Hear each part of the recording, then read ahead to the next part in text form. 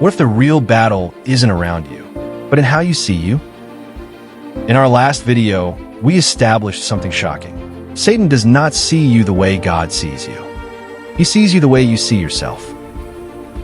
He has no power to redefine you, no authority to rename you, no access beyond your self-image. So if you want the enemy to see you the way God sees you, you must first see yourself through God's eyes.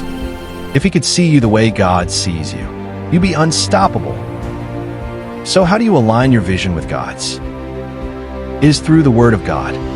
The Bible is not just information, a book of stories or history. It is God's thoughts, God's mind, God's vision of you.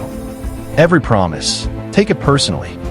Every blessing, own it. Stop being moved by what you see, hear, or feel.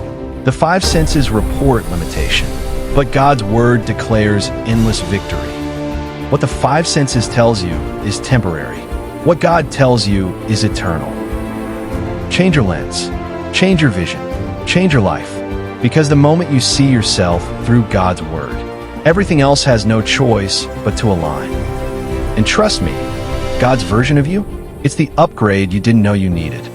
Stay connected. More truth is coming. You are welcome to subscribe, comment, like, and share for more content like this.